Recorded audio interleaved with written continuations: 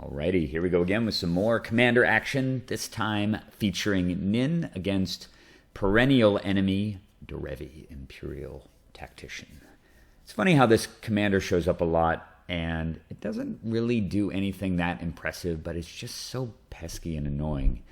The ability to put it into play, maybe it's just because of the decks that I play. I tend to play, obviously, very containment-based control decks, but the ability for the opponent to put this creature directly into play, no matter how many times you kill it, is generally pretty obnoxious and can lead to some really difficult decisions in board states where you're kind of investing resources in them spending 4 mana repeatedly just to keep it off your back.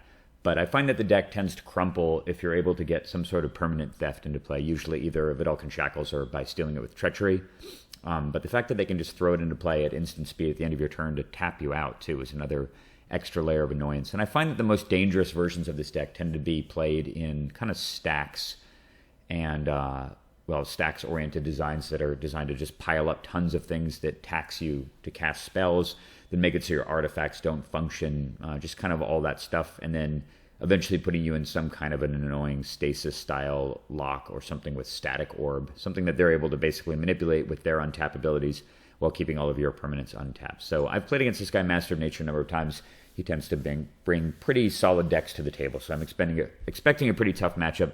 And fortunately, I believe I'm going first this game, and I have turn 2 Jace alongside Spell Pierce and even Force of Negation probably to pitch the Spell Pierce. So I feel very fortified. This deck has no red mana, or this draw has no red mana, but I think that I'll probably be able to get to red mana in short order via Jace. So this is pretty much a snap keep.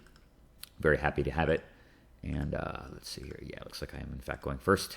And so even though I've got Spell Pierce in hand, and normally I would just play the island and play Spell Pierce to protect against turn 1 Crypt or Soul Ring, usually the Derevi decks run a lot of creatures, a lot of mana creatures and stuff, because of the fact that they're Bant and they want to be able to actually hit you with stuff in order to trigger the commander's ability. So I don't think the Spell Pierce is going to give me a lot of utility, and of course I've got Force of Negation as backup. But most importantly, I just want to get Mana Vault down turn 1 so that I can utilize it to run out Jace.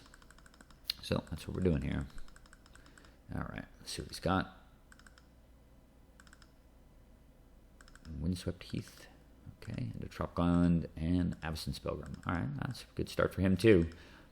And yeah, never discount the fact that Derevi just is a 3 mana 2/3 flyer, so you can just actually play. That's discounted for 1 usually, so you can just play it for 3 mana on turn 2. And a lot of people won't do that for some reason. Often they're worried about it being countered, but having it countered isn't really that big of a deal. It takes a card out of your opponent's hand, and you can just replay it for 4 mana on the following turn for free, so, or out of the command zone directly. So it's often correct to just play Derevi on 3 mana when you have it, and let them counter it if they have it. That's not the end of the world. But in this case, I'm not going to allow him to even play his Derevi on turn 2, because I'm going to play Jace. And even though my mana draw is still sketchy, it makes perfect sense for tempo reasons to just bounce the Avacyn's Pilgrim. And maybe he'll take a different direction that I can stop with Force of Negation to really set him back.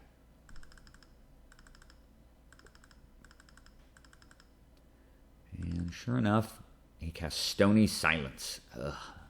File this in among the category of most annoying enchantments that Nin can face. Obviously, by nature of the fact that I'm blue-red, I can't really get rid of this card very well once it's in play, and it's shutting down my artifacts really cuts about a third, a little over a third of my deck's entire mana base off, because my Nin deck runs 32 or 33 land, but I'm also running about 16 or 17 mana-producing artifacts. So about half my deck is mana, and a good third of my mana production is artifacts. So Stony Silence, preemptively killing a huge percentage of my mana artifacts, cannot resolve. And so, of course, I'm very happy to Force Negation that. I'm going to take this opportunity to get rid of the Spell Pierce, as it seems like it'll probably catch something later on in the game, but I'm just going to go with the hard counters of Lapse and Remand more.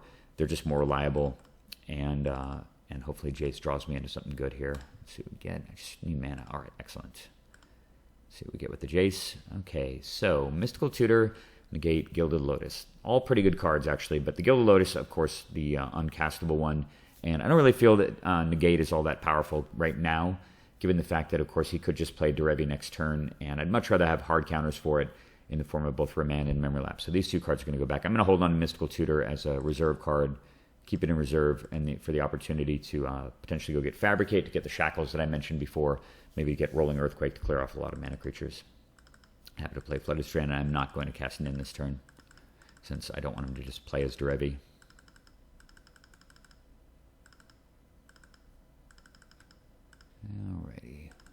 Horizon Canopy. So 3 mana, and sure, he does in fact just go for the Derevi play. And of course, he's making this play so he can just untap the Tropical Island and play the Avacyn's Pilgrim in the same turn. So this seems like a pretty good opportunity to simply... I'm going to fetch first because I'm planning on remanding this, and I want to just dig a little further into my deck. I suppose I do want more land, but I'm relying on Jace to do that, so I kind of wanted to thin the deck a little bit to hopefully draw some action off the remand, and I was rewarded with a Preordain, which is really nice. So Derevi pops back to his hand. You got to feel pretty demoralized when you're playing the Bant aggressive deck and your opponent has a Jace and is countering your commander while you're completely tapped out. Okay, what do we got here? Ooh, Prismatic Vista. That's very timely. Mana Confluence, and there's Treachery. All right, so I found a solution, a permanent solution to Derevi. Now I really want it to resolve, but I need it to resolve the following turn. So I'm going to put back the, I think I put back the Mana Confluence and the Expedition map here. Oh, I guess I just put Treachery on top as I'm not planning to search. And this gives me an opportunity to just play in the Pain Artist. And I've got a little nice combo set up that if he does in fact play his Derevi next turn, this is totally a setup play. So if he plays his Derevi next turn as he did last turn, then I can play the Prismatic Vista and steal it and have enough mana available to shoot it within the Pain Artist if he does something to meddle with the enchantment to get it back. So this is all just predicting what may happen down the road. Hopefully that comes to pass. And hopefully he's just stuck on 3 mana. So Derevi comes down. I'm not going to obviously counter it this turn since I've got a perfect answer to it. And then he taps out to play Arbor Elf. So the setup is complete. You have fallen into my trap, Mr. Master of Nature. All right, very nice. So I'm going to draw with Jace first here since I want to be able to reshuffle after I put the cards back since I'm going to be using Vista. And I don't see Copy Artifact being all that useful, and I don't really think Expedition Map is all that necessary either. Oh, I guess I decided to keep the map. The reason I'm keeping the map actually is because, and I apologize for sometimes being a little bit different from the way that I decided to make the decisions during the course of the game. Obviously, since I'm just doing a replay and I'm focused more on commentary, I'm not actually spending any time to make these statements. And a lot of these plays, I don't know if when you watch the videos, if you pay attention to the clock here, but there'll be times when I'll take upwards of 25, 30 seconds to make a decision. And the replay does not reflect that duration at all. It'll just immediately jump to the next action. So sometimes a lot of time will pass and I'll actually be thinking through the play. And in this case, thinking through the play and looking at his mana base, right, I recognize the fact that he hadn't played a land for a turn. So the Expedition map, getting a Strip Mine to cut him off blue, feels very, very powerful because even if he's able to get Derevi back, if I can kill it off, he won't have an easy way to get it back into play without drawing another blue mana source. So I'm keeping the Expedition map for that reason. It is a turn later since I had to play a land this turn, but pretty sick. All right, so untap 5 lands. And as I mentioned before, I've got all these good cards in hand. I could play Preordain, but I've already played a land this turn. I could play the Expedition map, but really, expecting that he might have an answer to the Treachery to get his own commander back, I would love to be able to just cast Tidings off of its body. So that is the plan. And we'll see what he does. And sure enough, Nature's Claim on it, and I'm more than happy to just tap out here to nuke down the enchantment. Imagine if he had a disenchant or something in response here. So he'd get it back, and then I would shoot it, and he'd draw 3 off his own guy. I suppose he'd probably get a land off that, but he would be tapped out and he'd have to discard, so it's not the end of the world, but I'm really, really hoping this resolves, because that is just a sick card advantage. And it resolves. Gorgeous. All right, so no life gain for me. Aw, shucks. I'll happily take 3 cards instead. And now he's untapping some mana. He's got Oko, Thief of Crowns. Nice. I've been facing this creature, or the Planeswalker, quite a bit lately. It is obviously one of the strongest Planeswalkers ever created. Certainly in the running for best Planeswalker ever. I think probably in Commander format, I'd say Dak Faden is a little stronger, and certainly in formats like Vintage, where artifacts run amok. But overall, Oko, I think, is probably the strongest Planeswalker ever made. Certainly the most resilient, hardest to get rid of early in the game. In this case, what do you do with Oko? I think if I'm him, actually, I think I plus Oko and I turn Nin into a 3/3. And even though that means Oko's going to lose some counters, I'm going to have to use my own Jace the Mind Sculptor to return Nin the Pain Arch to my hand in order to reset it. And that's just nightmarish. And the Oko will still be at 5 counters, which is a huge, huge threat. And instead of doing that, he just opts instead to make a food token. I guess he's planning on making a 3/3 to just pressure my Jace. But letting me untap and have Nin in play. I've had games where I've got one coming up, I think, down the pipeline that I played recently. I don't know if it's replay worthy, and I haven't checked the replay. But I actually made a decision to just have Nin kill herself on I think for one, just to get her off the board, because the guy had an Oko live and running, and I had the ability to bounce the Oko, but I didn't want to. I didn't want to have my mana tied up in case he decided to turn Nin into a 3/3. So I just had her kill herself and got her off the board, which gave me a lot more flexibility with my mana to deal with the Oko and then redeploy Nin later on in the game. I'll talk about that in a later video. So drawn a Riverglide Pathway. I'm going to draw 3 again. Ooh, this is so meaty. Urza, delicious at all times. Into the Royal, very, very nice and timely answer to the Oko Thief of Crowns without me having to tutor for it. And a Dak Faden, not too bad, but not terribly important right now. But I'm going to put some lands back here. Obviously, I'm going to put that stupid Spirebluff Canal back. And that is a card that I'm really strongly considering cutting that from the deck. I cut a basic mountain from the deck a little while ago, and I found multiple times I've drawn both Prismatic Vista and the Wayfarer's Bauble and wanted to get red with it, and I haven't been able to because I no longer have any basic mountains in the deck. So I may be actually cutting that land in the future to make way for just a simple basic mountain. The deck they printed so many good red-blue dual lands now, and I'm not really running that many red spells that I find that I do tend to have a preponderance of red mana producers, and I probably don't need the Spirebluff Canal. It is just so horrible to draw mid to late game for obvious reasons. So I'm going to play Urza here. Urza's going to make a Mox Sapphire, and I can play land. Now I can play the Expedition map, which pays for itself, and I've still got 3 blue mana available to cast Archmage's Charm.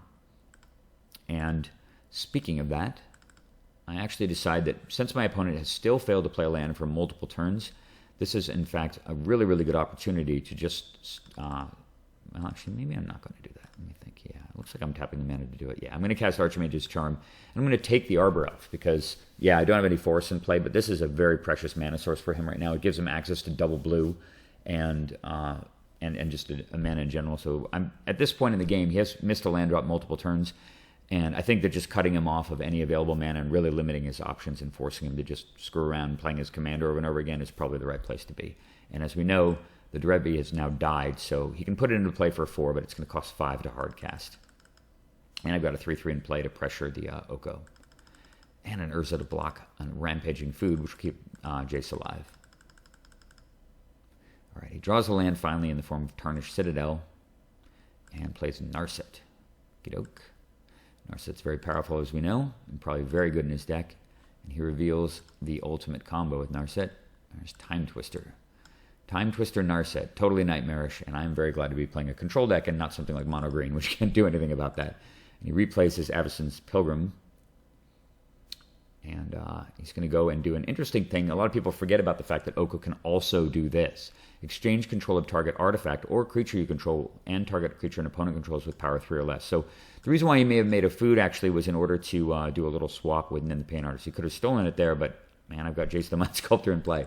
So as good as this play is, unfortunately for him, it's not going to have an immediate impact on the game since it does, I guess, cut me off of a little bit of mana. It'd be fun to tap this food token for a blue mana. All right, there's the Riverglide Pathway again. I'm, of course, going to take a damage. And with Jace, I can just return Urza to my hand. And this is a critical turn here. You notice this is 3 loyalty and 1, and I've got 1 attack and 4 attack. So, for starters, I haven't played a land yet.